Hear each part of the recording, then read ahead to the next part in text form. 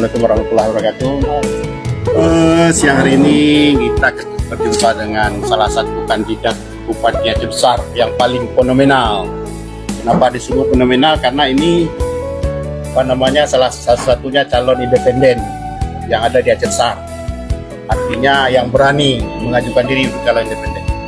Dan masalah ini sekarang ada keluhan masyarakat di di daerah Indrapuri, kawasan Indrapuri yang mulai kekeringan, tidak ada air.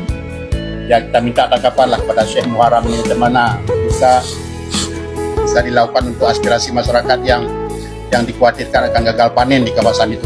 Bagaimana Syekh Muharram? Baik, terima kasih ya. Memang kita lihat selama ini sedang musim panas ya. Jadi kebetulan masyarakat juga sedang musim menanam padi, dan padinya pun sudah mungkin lebih agak dewasa, hampir mau berbuah juga sekarang.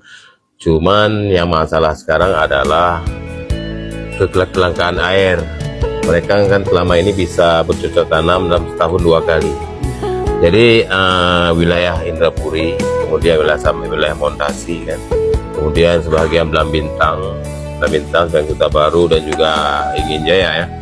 Jadi mereka ini selalu bisa bercocok tanam setahun 2 kali. Hari ini mereka diancam gagal panen karena menurut isu yang beredar di masyarakat itu waduk keliling yang biasa air mengalir ke sawah mereka itu sekarang tertutup. Jadi karena ada informasi disimpan untuk persiapan PON Aceh Sumut yang akan dilaksanakan di waduk keliling menyangkut dengan dayung perahu ya, lomba dayung perahu ya. Jadi kalau menurut saya lihat ini terlalu dini ya. Harusnya masyarakat membuka air untuk masyarakat karena untuk menjamin kelangsungan padi mereka. Jadi sedangkan PON itu kan masih lama. PON itu pertengahan bulan September nanti. Jadi tolong, saya selaku tokoh masyarakat Aceh Besar, saya memohon kepada pemerintah Aceh Besar juga kepada pemerintah Aceh agar sudi kiranya membuka air untuk petani kita supaya mereka bisa tidak gagal panen untuk tahun ini. Mungkin demikian, ini permohonan kami. Demikian. Ya baik, tapi mungkin terima kasih tentang permintaan Syekh Muharram itu, tapi kan kami juga kan selalu mengikuti di media sosial ya bagaimana sambutan dan dukungan masyarakat terhadap Syekh Muharram ini di Aceh Besar. Mungkin bisa sedikit memberi statement atau harapan atau apalah yang ingin Syekh Muharram sampaikan sehubungan dengan pencalonan itu. Baik, terima kasih ya. Kita berharap pemilu kada kali ini berjalan secara aman, damai. Itu yang pertama. Karena tujuan kita hanya satu, untuk memilih sosok pemimpin yang baik ya, di antara pemimpin-pemimpin yang baik-baik ya. Jadi mudah-mudahan dengan adanya pemilu kali ini bisa terpilih pemimpin yang bagus, yang menurut permintaan masyarakat Aceh Besar. Dan saya berharap kepada seluruh masyarakat Aceh Besar untuk bisa menentukan pilihannya berdasarkan hati nurani ya.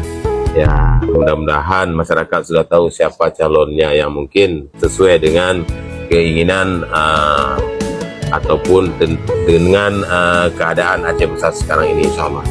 Ya mungkin ini saya mau bisa katakan bahwa ke depan ini masyarakat harus memilih tanpa ada tekanan, tanpa himbuan Syekh itu. Karena ini kan kita lihatnya ada persaingan yang makin ketat ya di Aceh Besar. Oh, saya rasa itu hal yang wajar ya dalam politik ya, apalagi dalam pemilihan pemilu kada ya. Tapi mudah-mudahan lah kita berjalan adem-adem lah ya. Mungkin tidak ada tidak ada yang hot, tidak ada yang panas, tidak ada.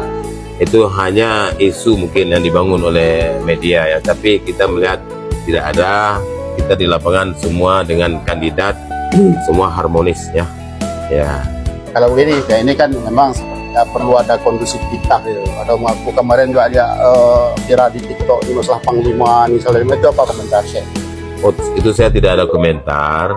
Saya berharap, saya selalu menyarankan kepada tim saya supaya terus berpolitik santun, beradab, kemudian ya menjaga dan menghormati orang lain, ya kan? Karena apapun cerita, semua itu adalah saudara kita.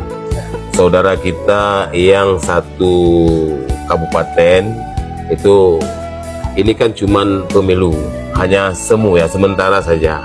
Nanti setelah itu kita semua akan bergandeng tangan, akan melibatkan semua komponen yang ada di Aceh Besar untuk membangun Aceh Besar bersama-sama, insya Allah. Kalau seandainya saya terpilih nanti jadi Aceh Besar, apa program utama yang perlu dibenahi di Aceh Besar ini, apa yang Saya melihat keadaan di Aceh Besar ini yang pertama sekali menyangkut dengan pendapatan ekonomi masyarakat. Itu yang saya lihat. Sekarang pendapatan ekonomi masyarakat Aceh Besar sangat rendah dibandingkan dengan kabupaten-kabupaten lain yang ada di Aceh. Jadi saya bertekad dengan tim saya dan juga Bang Syukri selaku wakil daripada kami ya. Itu tujuan kami yang pertama sekali untuk peningkatan ekonomi masyarakat Aceh Besar dalam mungkin 4 sektor ya. Yang pertama mungkin sektor pertanian, yang kedua sektor perkebunan, perikanan dan juga peternakan. Karena itu program itu adalah program yang langsung menyentuh dengan ekonomi rakyat ya. Ya, saya kira cukup. Prof dan yang menonton Piramidhat, kawan-kawan yang sudah menonton tadi banyak yang memberi dukungan kepada Syekh Muaram, mungkin saya ucapkan terima kasih. Ya baik, terima kasih. Ada dari video Ya. dan berbagai daerah. Ucapkan Terima kasih kepada pemirsa semua yang dimanapun berada, khususnya di Aceh Besar dan juga di luar Aceh Besar ya, yang sudah memberikan apresiasi ataupun atensi kepada saya. Mudah-mudahan cita-cita yang kita inginkan bersama untuk perubahan Aceh Besar ini dikabulkan oleh Allah. Amin ya rabbal Amin, alamin. amin. Ini permisa, kami ini kan pertemuan mendadak ini. Dan memang seperti ini pemimpin memang harus siap kapanpun ditanya oleh masyarakat, apalagi wartawan kan. Ya, terima kasih kepada Syekh Muaram juga yang Baik. telah memberi waktu ruang kepada kami. Baik, baik. Assalamualaikum warahmatullahi wabarakatuh. Waalaikumsalam warahmatullahi wabarakatuh. Wis.